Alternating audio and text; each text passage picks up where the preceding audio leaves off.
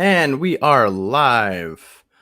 Good morning, everyone. I hope you're having a wonderful day. It's Friday, July 15th, 2022. Today, we're talking about the new M2 MacBook Air. It's going out today. People are getting them. In fact, Karen might get one while we're on this very show, so that's exciting. The public betas went live this week. We're going to dive into a little bit of those, and we're also going to talk about Apple's impressive Emmy nominations because there's been a ton for their Apple TV Plus stuff, which is pretty cool to see because this is the iMore show. I am your host, Luke Filipovich, writer for iMore. I am joined by my co-host, Karen Freeman, contributor for iMore. How are you doing, Karen? I'm doing well. How about you? Oh, not too bad. And we're joined by special guest today, another iMore writer. You know him well, our Mac guru, Bryan Wolfe. How you doing, Bryan? Doing great. Happy Friday. Yeah, thanks for coming on the show. Starting off, it is MacBook Air, the M2 MacBook Air release day. Today is the day, if you've pre-ordered it, that hopefully you're getting it if you ordered it in time. If you're heading to the store hoping to grab one, maybe you did that. Let us know if you're grabbing one or you got one or what you like about it, what you don't like about it. If you have any questions, we reviewed it. Gerald, our editor-in-chief at iMore, reviewed it and gave it 5 stars. It's a pretty fantastic device. Karen, you ordered one, as I mentioned, and you're expecting it today. It might come while we're on the show live, which would be fun. You could show us your brand new toy when you get it, if it happens. Yeah, maybe a little unboxing. We'll do some ASMR. Peel the tape off really, really slow in front of your mic, maybe.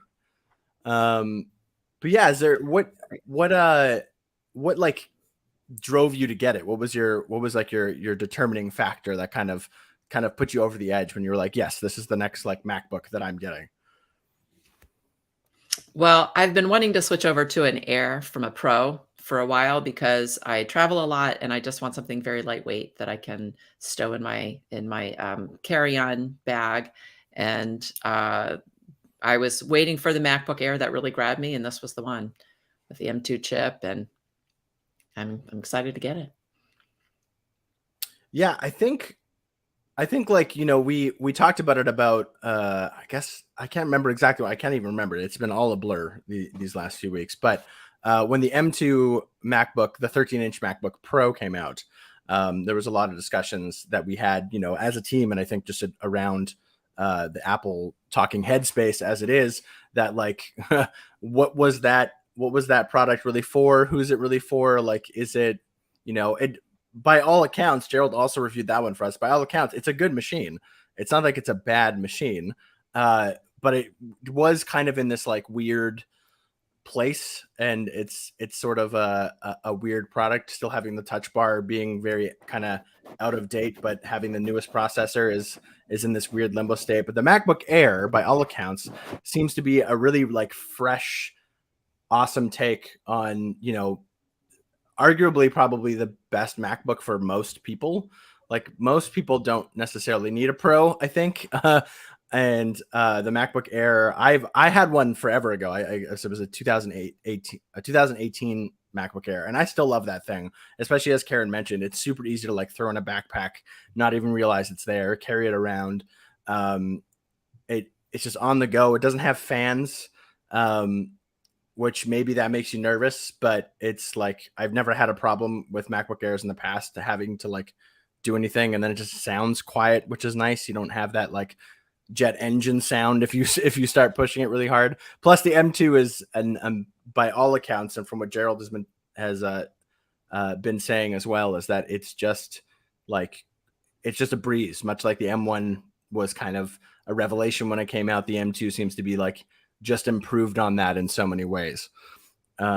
It seems like a really interesting device. It's like, I haven't jumped on one yet because like I don't really need to spend any more money. I spent a little too much during Prime Day, which was also this week.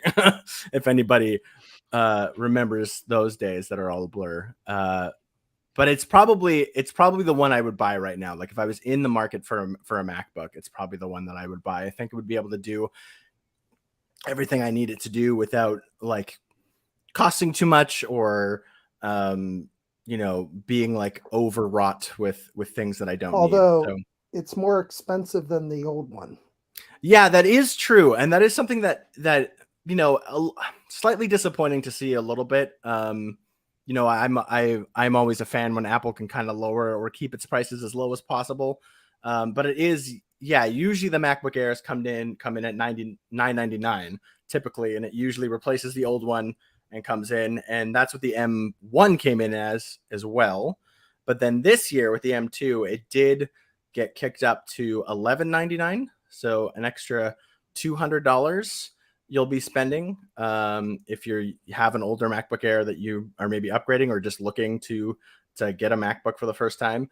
It is going to be a little more expensive. However, they have kept the M1 around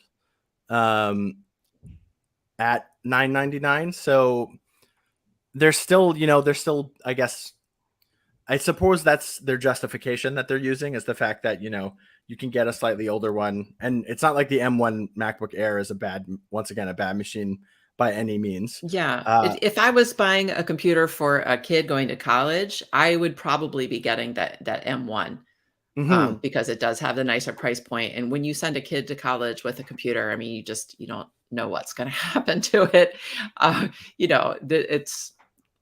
There's all kinds of crazy situations, but I think that's still a perfectly good computer. It'll get a kid through 4 years of college and beyond. And I think that's probably where I would go. But since this is for me, this is my only computer. A lot of the full-time staff at iMore, they have work computers. They have multiple computers. They have a desktop and a laptop. I'm not one of those. I'm a freelancer, so I have only what I buy myself, and that means one computer at a time. So my trusty MacBook Pro is going to my college student, and I'm getting the MacBook Air with the M2 chip, and that is going to be my only computer for years. So I put a lot of thought into this decision, and hopefully I love it, and as much as the reviewers have so far. Yeah, and what's cool about that is since next week when Karen's on the show, she'll have a better camera.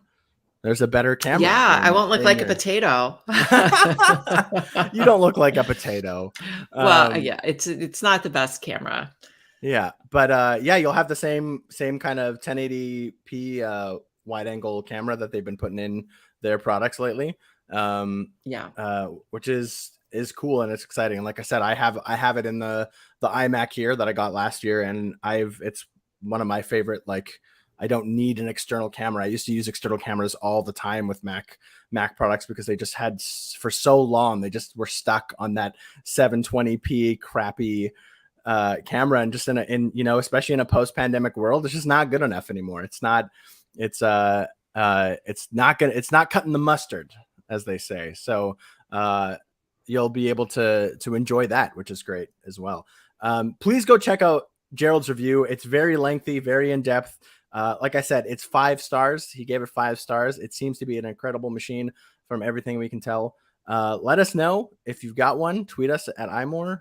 Hit us up on Instagram at iMoregram with your pictures of your new MacBook Air. We would love that. Maybe we'll even repost some of them. That would be great.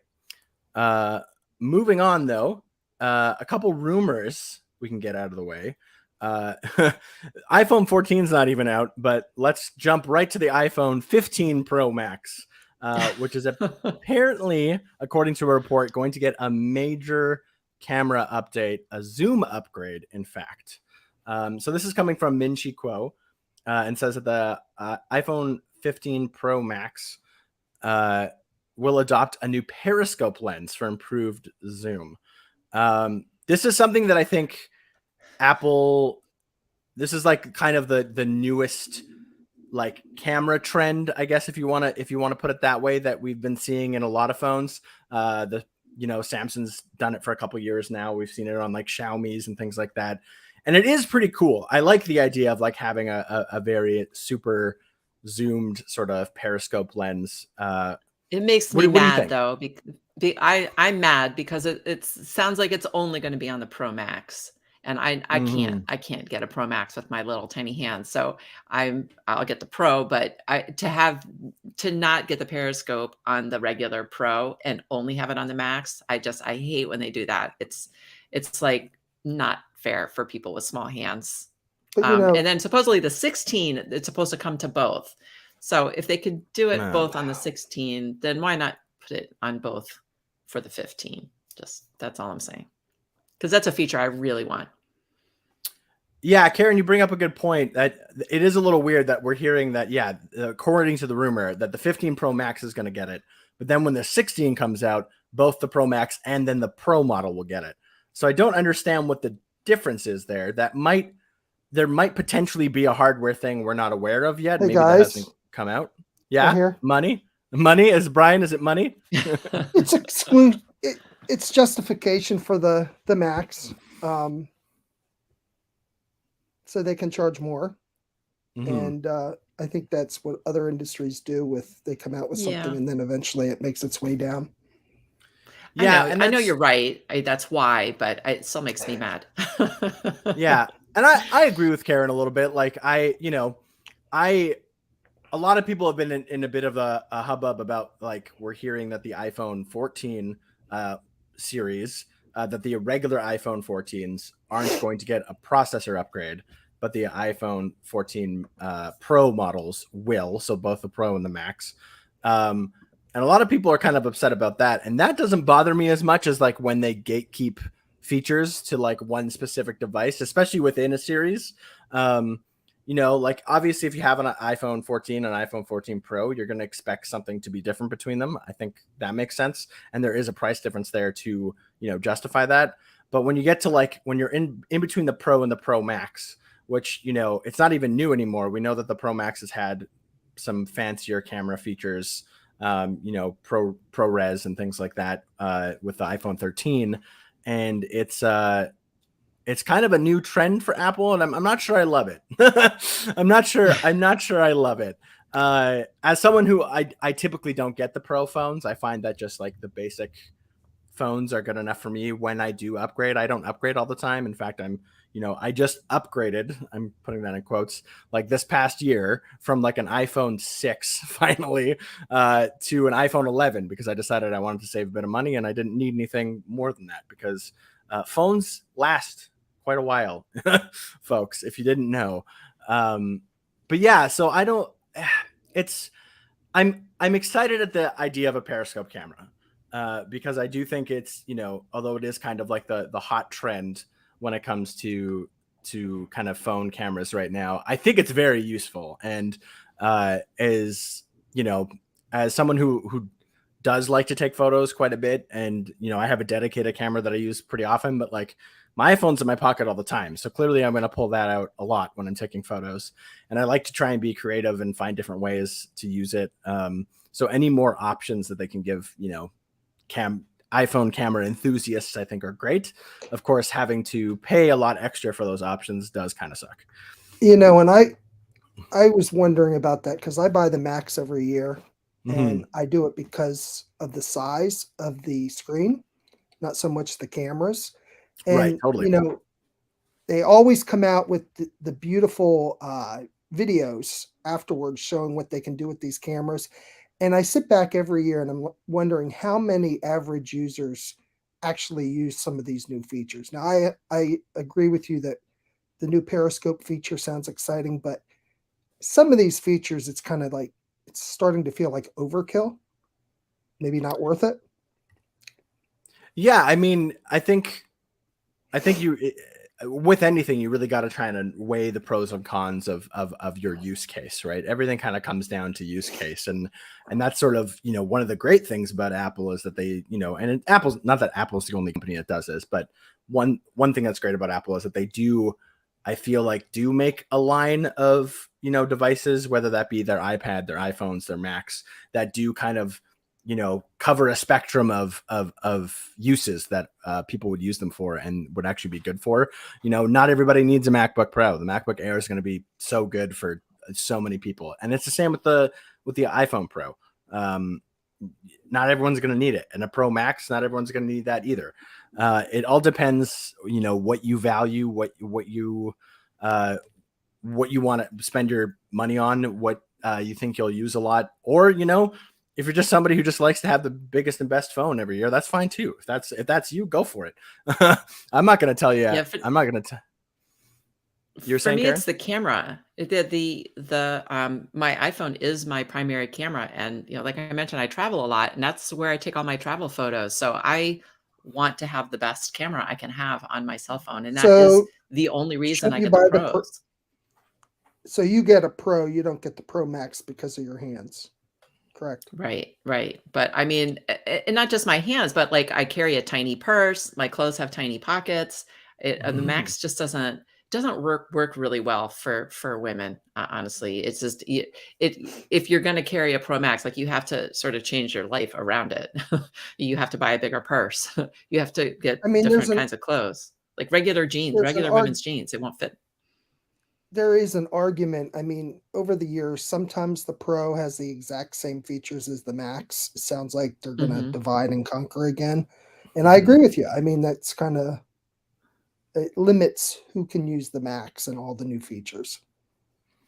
Yeah, and as we're seeing, perhaps this will be a way, as we're seeing with this rumor for the Periscope camera, if they are putting it on the 15 Pro Max, but then the next year they're putting it on like the 16 Pro Max and the 16 Pro, as the rumor states, then maybe it is sort of I don't know, maybe Apple's trying to find ways to kind of maximize every year, kind of maximize the cycle of people who are upgrading, because a lot of us in the tech industry might upgrade every year. That's not common for the majority of people. A lot of people don't upgrade every year or even every 2 years. People go multiple 3, 4, even 5, 6 years before, in between their own personal phones. And I think like if they launch a brand new feature then at least it's there for somebody who wants it if they want to pay for it. But then, it's like, well, you can wait next year and they might put it on the lower model. You never know. Yeah. So I think that's an interesting perspective or interesting thing to keep in mind, as I think we're heading into a bit of a new era, kind of post-pandemic era where, spending is maybe a little more thoughtful for a lot of people, I think, especially right now with rising prices and inflation and things like that. And I think Apple's trying to find ways to, keep adding new things to its products, which are going to cost money, but trying to find ways to sort of entice people at various times to upgrade when they can. So I don't know. It's interesting. It sucks that it is only coming to the Pro Max, but if it is then on the 16 Pro, like maybe the problem is we won't know. I was going to say then maybe Yeah. people should just These wait are for the all iPhone rumors. 16, but they're all rumors and It we could don't all, know. yeah, everything could be Yeah. wrong. We don't know. So Yeah. we'll wait and see. Before moving on, let's throw it to Karen to tell us about a sponsor of ours today. Yes. Have you ever hit a technical snafu shopping online? Has filling out a payment field given you a headache? Has a mobile banking app even been down when you wanted to use it? Capital One believes everyone deserves better banking. This means easier access to their money and more security. That's why Capital One is investing in machine learning. Machine learning allows Capital One to do things like fight fraud with random forests. Models quickly detect suspicious activity and make it faster to alert federal investigators. Identify how mobile app outages happen with causal models. Keeping our mobile app up and running doesn't happen by accident. Anomaly detection and incident response help determine why app outages happen so engineers can quickly remedy them.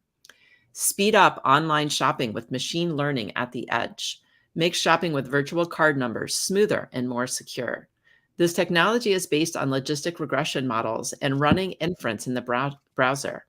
It identifies payment fields, which helps make using virtual card numbers easier and faster. The potential of machine learning is so big. See how Capital One is using machine learning to create the future of banking. Search machine learning at Capital One. Capital One, what's in your wallet? Thank you, Karen, and thank you, Capital One, for sponsoring the iMore show. Before we jump into the public betas, which we will talk about, let's quickly run through a quick rumor here about that NFL deal that we've been hearing more and more about. And here's another rumor. There's a report that says that Apple is the likely winner of the NFL deal, which is estimated to cost $3 billion. Which, big money in football. yeah, which for Apple is obviously, sort of chump change, but to the rest of us is ridiculous, especially when you think about Apple's been making a major play in the sports world, in streaming world. They have a deal with the MLB right now to do doing Friday night baseball on Apple TV Plus. They have that interesting deal they signed earlier this year with the MLS, the Major League Soccer, which sees them broadcast every single game, no blackouts whatsoever, which is kind of a first in sports. But they also don't have exclusive rights to that. The MLS is allowed to shop around other deals on the side, which I find is interesting. This NFL one will likely be more akin to what is already with the NFL on DirecTV, since that is sort of the same package that Apple is going for. According to the rumor as well, the report is coming from Puck News. Amazon and Disney have also been trying to secure the rights. I'll remember that Disney also owns part of or all of ESPN. I can't remember exactly. Part of ESPN, right?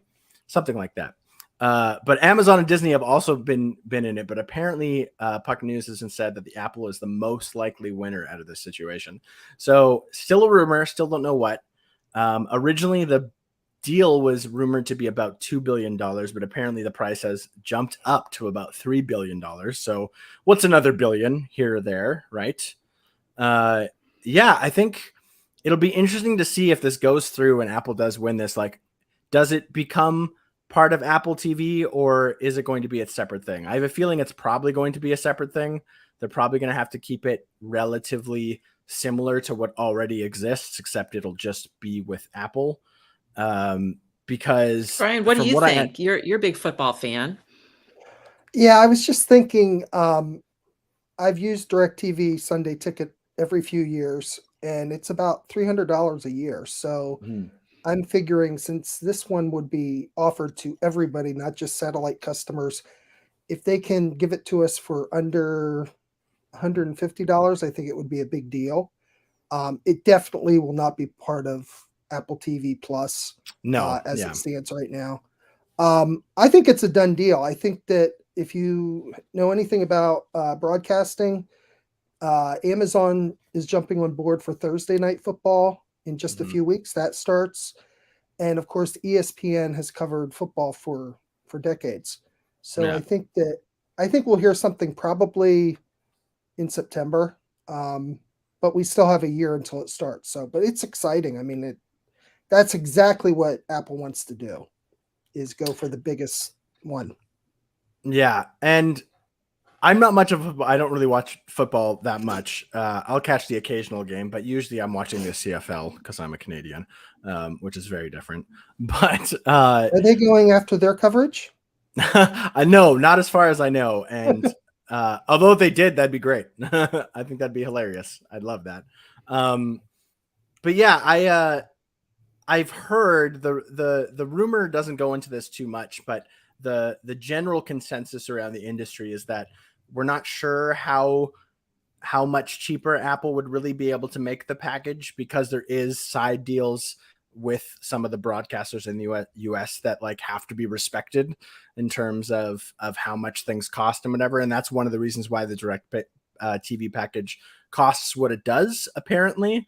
That's at least the going kind of talk around the industry from what I can tell. So not sure, maybe, but I agree with Bryan. If they could bring down the price even a little bit, I think customers will be happy, and I think they'll happily switch over. And I mean, they'll have to if they want Sunday Ticket, because it'll go on be on Apple. But yeah, by no means is this just going to be like added to TV Plus or anything like that. It's definitely going to be a separate thing that you have to opt into for sure. One thing that will be interesting is, where does the coverage go? Is it going to be extended beyond the US? And if so, that's a good point. I would assume it's wherever DirecTV has it currently. I don't know if they only have it in the US or if they also have rights outside. Yeah. So my guess is that's probably the case, because from what I can understand, it is just that deal that they're essentially taking over, which is pretty. It's a $3 billion, just is so much money. And I mean, obviously NFL is a huge moneymaker. It is the biggest league in America, from what I understand, from a pro sports standpoint. So yeah, I want, as a hockey fan, I want Apple to get into NHL, and I would love them to sign some sort of deal like the MLS deal where I can just watch every game without any local blackouts. That'd be great. I don't know if the big leagues are quite there yet. I think they're still a little too reliant on those broadcast deals from traditional broadcasters and stuff. But I'm hoping that maybe the MLS deal will go really, really well, because it hasn't even officially started yet. But I'm hoping that'll maybe go really, really well and start pushing the industry forward in that way, because I think the sports streaming landscape is pretty like messy right now. And it'd be nice if it could, like, not that it should all necessarily be in one place, that's a problem, but being able to actually access the games you want to access is pretty important, I think, for fans, and I think ultimately would lead to growth in the industry rather than any sort of shrinkage. So I don't know. We'll see. The funny thing about this rumor is, like, apparently the NFL isn't the only sport that Apple might be in on at this time. The report also claims that Apple is already looking into deals with other leagues, and apparently one of those leagues is the UEFA Champions League, which is the be end all of soccer leagues, essentially. I mean, there's the Premier League too as well, but that deal would likely also be somewhere in the like $2 to $2.5 billion range. So that means you already have Apple spending at least about $2.5 billion on the MLS deal over 10 years. You have a $3 billion deal with the NFL forever, however long that lasts, and then potentially another $2 to $2.5 billion, maybe, if this rumor holds out, if that ends up happening, if they get the UEFA Champions League. That's hence first of all, the price increases for the MacBook Air.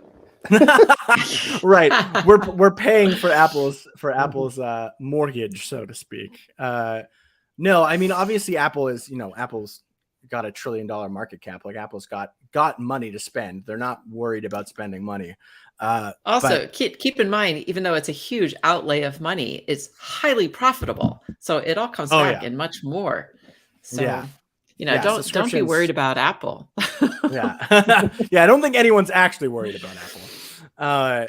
But this would be interesting. Like, could you imagine if in 1 year they sweep up all these leagues that they kind of have already gotten into? That's an amazing play into the sports broadcasting world to happen that quickly. And yeah, I when it comes to these giant deals, there's only so many companies that can really afford it. And Apple's kind of one of those companies that can. So maybe they're just leveraging their great success and their money and their power to kind of take advantage of the situation. Brian, you were saying? I was going to say, maybe we need a sports editor to sign on. Start covering sports. Oh, I bet think there are a couple people on the iMore team that would like that position. Yeah. Like I said, if they get into hockey, put it right into my veins. Like, I'll be all over that. Especially if I can just watch my local games without any sort of blackouts. That'd be amazing. I wouldn't expect that though, because as we said, broadcast deals tend to be a little bit in the past, but maybe it's coming in the future. All right, let's dive into the public betas, which all launched this week. So macOS, iPadOS, iOS, watchOS, and tvOS, I guess, all have public betas for their new software that is going to be officially released in the fall. We have previews on macOS, iOS, and watchOS on our website already. Go check those out if you haven't gotten into the betas or haven't heard things or just want to know how our personal experience so far with the betas have gone. Check those out. But Brian is sort of our resident Mac guru, and I wanted to pick your brain, Brian, about how you're liking macOS Ventura. It's a pretty good update. It's better than Monterey. Not nearly as impressive as Big Sur, but that's because it's building off of that. You're going to hear a lot about Stage Manager and how it changes someone's productivity, what steps they take to do things on their computer on a regular basis.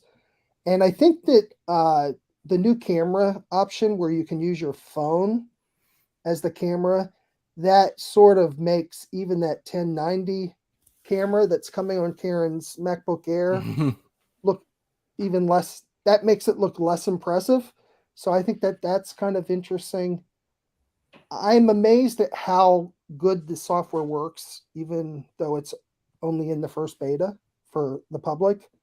I don't know if I would recommend everyday people install it yet, but it's getting really close to being what I would say terrific. And I strongly encourage both of you to get the betas and start testing them as well. Yeah, now that the public beta is out, I'll probably finally get my Mac updated to the Ventura beta. I usually, because my Mac is so important to my life and it's kind of like the only one, like I do have a MacBook. I don't really tend to use it that much anymore because it's a bit older, but like my iMac is kind of like the source of all my power. I'm always very careful and a little nervous. Whereas like I have a couple different phones, so I'll definitely put on iOS as soon as it comes out. I have a couple watches I'll put on, but I don't really have a couple Macs. So now that the public beta is out and it seems to be relatively stable, I'll probably upgrade. That being said, once again, as we said before, this is beta software. Things are subject to change. Features can be added, features can be taken out. They can be completely changed from what we're talking about now. So don't take this as, any sort of official review, more of just like our thoughts and opinions on what we're liking so far. But everything is subject to change with the betas. Bryan, about the camera, because I've been interested about that. The live continuity camera, I think, is the official name of the feature. Mm-hmm. Is it still? I remember when it first came out in the very first developer beta. You were talking to me about how you went to launch a Google Meet to go into our iMore meeting, and it just immediately used your iPhone camera, even though like it wasn't set up or anything. It just immediately switched you over to it. Is it that seamless? Is it? Yeah, like I'm using Ventura right now on my MacBook Pro, so I'm taking the dip in the beta pond every day. It's still doing it. As soon as you start a video session, the camera goes right to your phone, which I think will probably change in the public release, but it is completely seamless. It just is amazing how easy it is that it just works. That's a phrase we hear a lot. But it's gonna really change how things are. And I strongly advise every accessory maker to make stands available to put on the top of the Mac, because I can envision that you're going to see a lot of those. I can see Karen's going to probably reviewing a lot of those, just like bases for a camera. So, yeah, and we know Apple from what we saw at WWDC, Apple is going to be making one, and also Belkin, I believe, has said that they're going to be making one, which is, I think they showed the Belkin one in the keynote. Yeah, so that kind of attaches to the top of your screen. People are making some already by hand and selling them on like Etsy and stuff like that.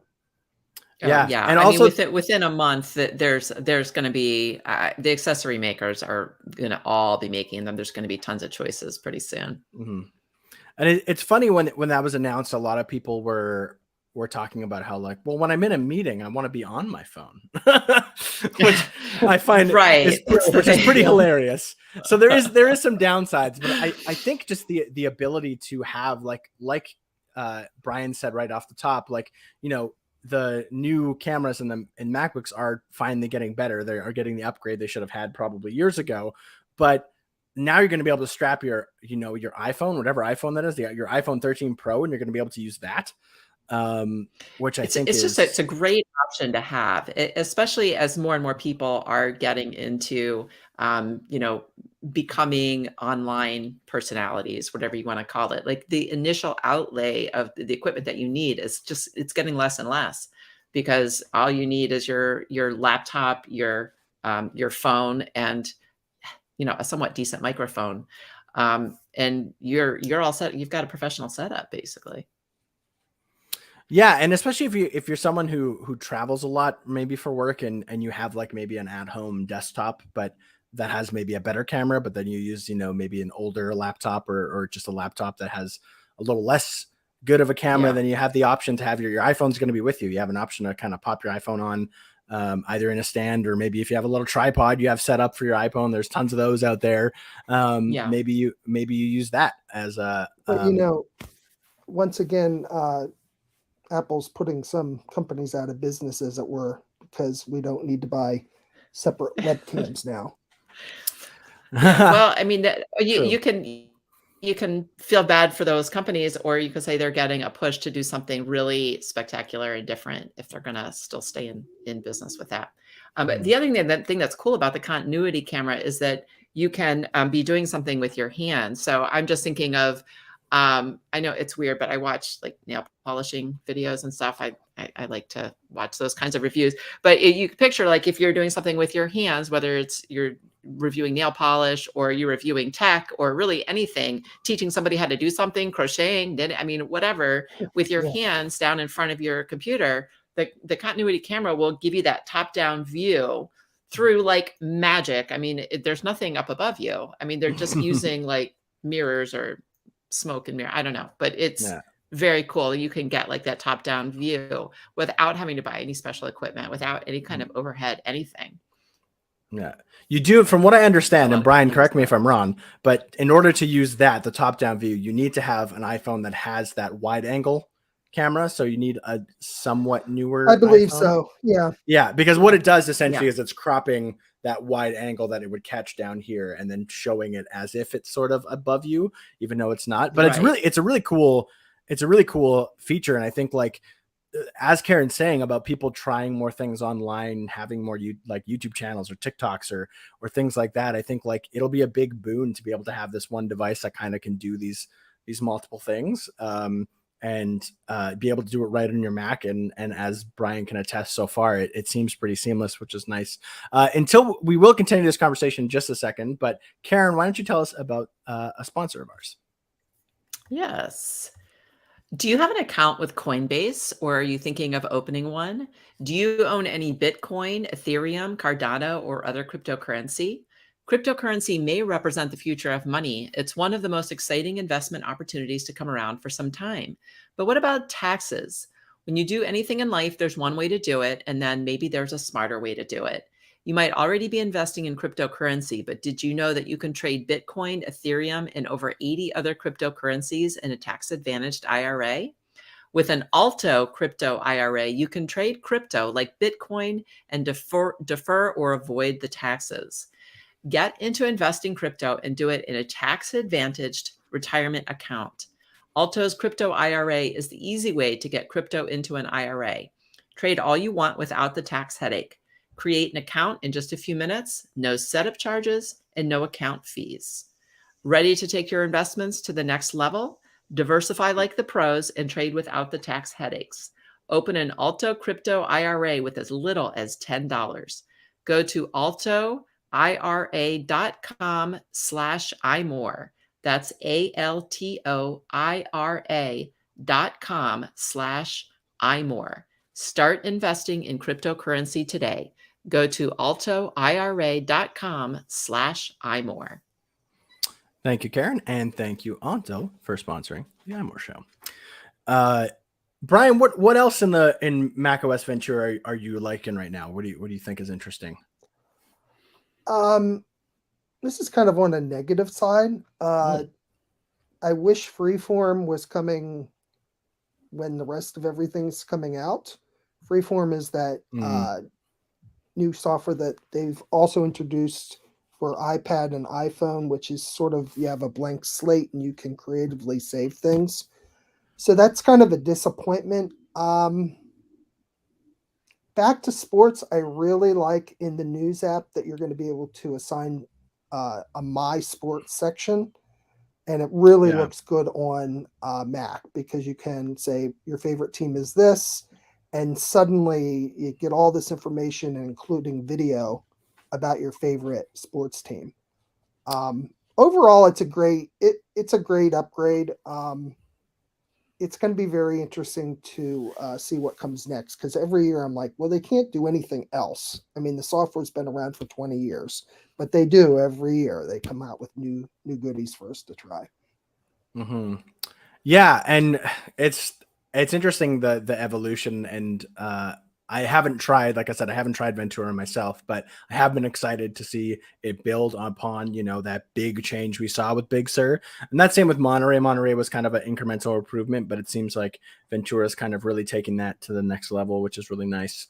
As someone who's used the WatchOS 9 beta quite often, I find that the WatchOS 9, at least in the beta so far, is probably the most significant update we've had in a few years to the Apple Watch. And I think it's Apple is really trying to up its game in terms of, you know, uh, to be in the conversation of like top tier fitness trackers, because while Apple's very good and has done fitness tracking for a long time, if you talk to like really serious, you know, like athletes or really serious, you know, just people who just love fitness and are into it, whether it's their job or just what they love to do, you'll often hear that like Apple falls a bit short. It's for them a lot of times, but with a lot of the upgrades now, like custom workouts, being able to create a workout that, you know, is set up in intervals that you like, you can put in recovery periods, so it's easy to do like sets, or, you know, like interval training you can do for pretty much any workout now, by setting it up yourself, is like super useful. I think um, the workout views, which is sort of where the heart rate zones are. It's like a workout view you can put in on a workout, and you can put it in on pretty much any workout that your heart's gonna do a bunch of work. And that's really interesting. I think like that's just more data and more available like resources on your wrist while you're working out, while you're training, that you're going to be able to use to know how you're doing, to know if you're progressing, if you're not, if you're you know, if you're hitting your goals, if you're not. And I think like this is the biggest update we've seen to fitness in quite a while. And I've been really liking it so far, and I'm not even really like an athletic junkie. I work out a little bit, I keep a little active, but like I'm probably not even using it 100% to its fullest potential. But like it seems so crazy to think that this isn't on WatchOS 8 right now. Like if they could have done this before and they just haven't, and now that they are, it's just like wow, it Yeah, seems so Luke, fundamental to the Apple Watch experience. yeah, for sure. I downloaded the public beta on my iPhone and my Apple Watch, Mhm. and I do work out every day, just as part of my morning routine. I don't consider myself an athlete by any means, but I guess I could say I'm a fitness buff, and just having it tells you what zone you're in, what for Mhm. the like what heart rate zone you're in, and it's zone 1, zone 2, zone 3, and so on. I don't even know exactly what that means, but I know that normally when I'm in the height of my workout, I'm in zone 2. And so if I see myself going down to zone 1, I'm like, okay, I need to like kick it up. And so it's a nice little extra motivation to just know that I'm keeping myself on track. So I'm really liking that. It's just a small feature, but I'm really liking that so far. Yeah. And what's cool about the heart rate zones too is you can actually, by default, they'll automatically be set for you based on the data that Apple already has on you based on your Yeah, I age didn't do and other anything to things. set it up. Yeah. It was just there. But you can manually change them. So if you are training for something specific and you know you want to be in a specific heart rate range, or you have different levels you want to get to, it also gives you that ability as well to customize it. And that's a big theme with with WatchOS 9, is that like more customization options are coming just kind of across, and especially in the fitness, in the activity or the fitness app, which I think is really cool to see. I mean, you know, more options is always great. It helps more people. It allows more people to access what they need, and so it's pretty cool. I'm really enjoying the WatchOS 9 changes a lot so far. Um, they didn't make quite as like my one criticism so far, but once again, this is beta and there's plenty of time for Apple to change this or add new things or whatever. It's just like I was hoping for a few more UI improvements. They have a couple things that are really nice, like quality of life improvements. For example, when you're actually using, like if you're in a workout or something, you're actually using the Apple Watch, a notification will no longer take over your whole screen. It's just a tiny little bar at the top. and then you can tap on it if you want for it to come down. But that's nice because when you before, it's like when you're using an app or something, you might be like fiddling around on your calendar or whatever, and then all of a sudden you get a notification and it takes over your whole screen. And you're like, okay, well, thanks for that. I was in the middle of something. Yeah. now you That can is a nice improvement. Yeah, so that's a nice little quality of life improvement. The dock, once again, very small quality of life improvement, but it'll actually when you bring up the dock now, it'll highlight your most recent apps. It won't just give you all the apps you have open. It'll actually highlight the specific most recent ones you have, and then you can scroll down and go through all your open apps. But it just makes it a little easier if you're trying to use 2 apps at once or 3 apps at once. You can kind of more quickly switch between them. That's a nice little quality of life improvement, but there isn't like too many UI changes like that. I would have liked to see a bit more just because I think there's still more it can do. But that being said, the Series 8, the Apple Watch SE 2, perhaps this extreme sports edition of Apple Watch that we keep hearing about might all be coming in the fall, and that might take even more. Apple tends to like to tell us a lot about what is coming in the betas or coming in the new software, but then when they actually launch the software with the new product, sometimes all of a sudden they'll be like, oh yeah, and it can do this. It's kind of like a nice surprise. So that's why like I'm interested to see what the changes are in the Series 8 and SE2 and the Extreme Sports Watch if we do get it. And I'm excited to see how it interacts with watchOS 9, because if we know Apple, that'll be the best way to experience watchOS 9 will be on the new product, since they do try to sell new products. That is their main goal. Sure. But sorry, go on, Karen. I was just going to say, like I said, I have the beta on my phone, and the feature that I was probably most excited about was the new lock screen, and it is cool. But I find that the widgets that are available, since they're just Apple's right now, I pretty much have all that information on my watch anyway. So it's not as big a deal as I had hoped, but I think that will improve as developers are able to get in on that and provide their own widgets. So I'm looking forward to see how that evolves over time. Mm-hmm. But the feature that I find myself using the most is editing messages because I always have typos in my messages, and I always manage to hit send before I find it. And I know, and then it bothers me. So I like being able to go back instead of doing like the usual, like asterisk and then a correction in a second text. I like being able to just go back and fix that text. So it's been really nice. You know what? I have a small issue with the messages thing is the ability to delete a line. I think it's a great option. However, if Karen sends me a message that she then deletes, it still says deleted message.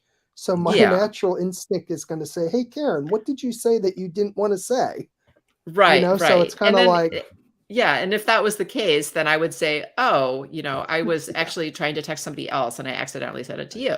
Or, whatever the case may be. I think it's good that it says that, because you don't want to be in a situation where somebody texts you something and then they delete it. And then they say, well, I never texted you. And you don't have any proof that they ever did, unless you manage to get off a screenshot really quick.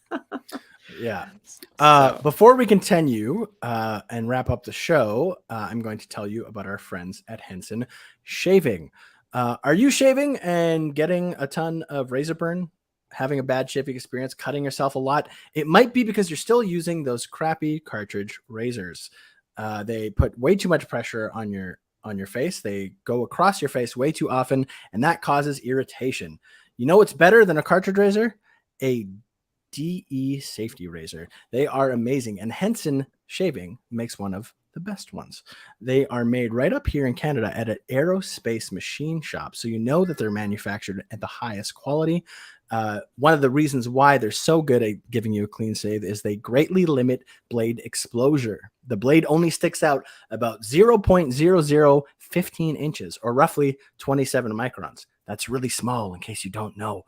The reason for this support is to support the blade and eliminate chatter, which is that when you get the nicks and the irritation that you don't want on your skin.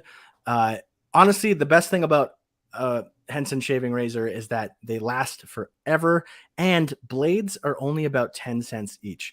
Aren't you tired of going to the store and buying a cartridge razor that costs 20, 30 bucks and the blades cost even more? Stop doing that today. Go to hensonshaving.com and use code iMore at checkout to get 100 blades for free. That's going to last you years for most people. And make sure you add both the razor and the blades to your cart for the discount to be applied. Once again, go to hensonshaving.com, use code iMore at checkout to get 100 blades for free. Thank you, Henson Shaving, for sponsoring the iMore show. Before we wrap up the show, let's just quickly talk about Apple's impressive 52 Emmy nominations for Apple TV Plus shows. That's crazy. Yes. Including the shows that we talked about in depth last week. Yes. So I was excited to see that. Yeah. Ted Lasso got 20 all by itself. Just Ted Lasso's up for 20. Yeah.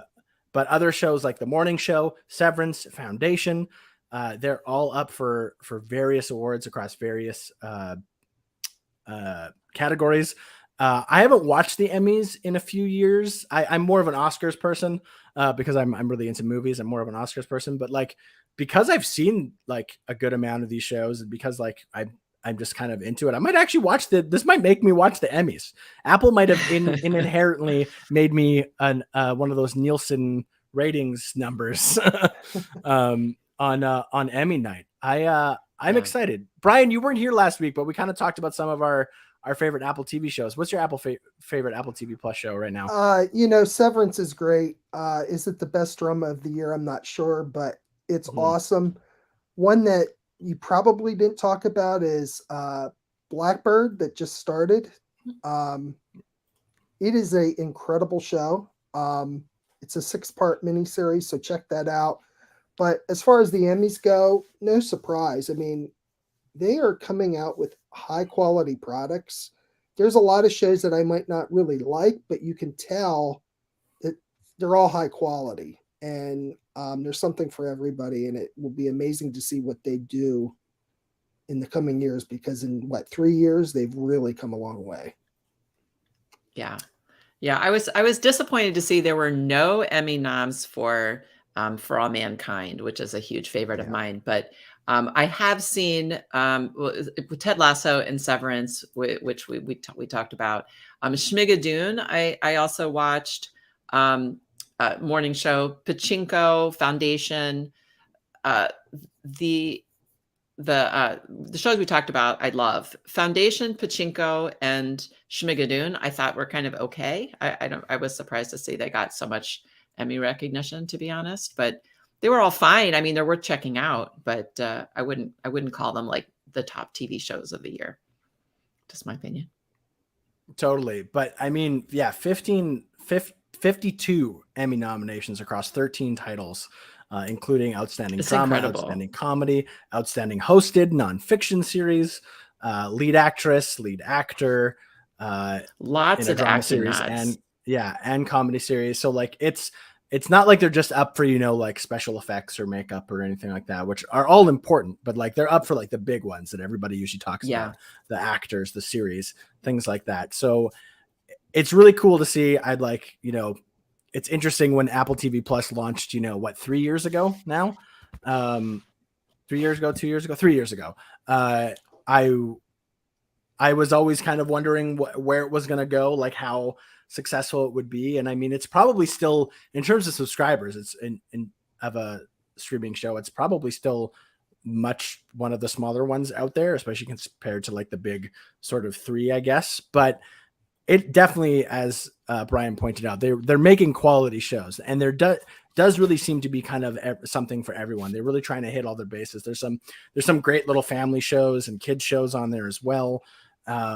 So it's very interesting to see. It is a nice variety. Carpool Karaoke, the series, is on there. Lisey's Story, Central Park, They Call Me Magic, The Problem with Jon Stewart. So it's a wide variety, from horror to comedy to reality to animation. It's all a drama, comedy. It's all over. So it's For nice that $5. there's something for everyone. Yeah, Right, and for that's $5. It's one of the that's the thing cheaper. It's one too. of the cheaper services. Yeah, it's very much one of the cheaper services, and it has some really quality shows. Whereas like something like, not to get the Netflix gods angry at me, but Netflix is the most expensive streaming service right now. I still subscribe to it because I like a lot of their original shows, but Netflix also has a lot of content that's not that great. I mean, somebody might love it, which is fine, and that's why they make it, but like Netflix has some very high quality shows, but then some like very kind of like lower quality shows, I find, at least on the Netflix like on the official like Netflix original sort of series, can really like jump the gamut in terms of the spectrum of quality. Whereas I feel like everything Apple come out with, even if I'm not like particularly interested in it, at least seems to be up to a standard of like a higher quality sort of in terms of production and kind of how they go about things, which I think is cool. It's cool to see. It's like, much like Apple, they're trying to maybe make it like the boutique special sort of higher tier. But for once, it's not over expensive. It's like it's $5 a month, and you can get access to like a lot of good content now. So if you've been on the fence about Apple TV Plus, consider this maybe a recommendation to jump on, give it a try, especially if you have a free trial sitting around still. If you somehow are one of those people, then like definitely give it a try. See if you like any of the shows out there, and maybe, just maybe, we'll see them win some Emmys again. Maybe they'll win all 52. Probably not, but maybe they will.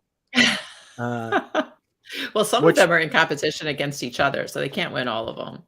Oh, right. I forgot about that. But maybe Ted Lasso will win all 20. That'd be interesting. I know, Karen, you're not like the biggest fan of Ted Lasso, but it would be interesting. No, I do like Ted Lasso. I think it's just 10% overhyped. Let's put it that way. Fair. That's our show. We're going to wrap up just a couple minutes early here, just because we all have a very important meeting to go to.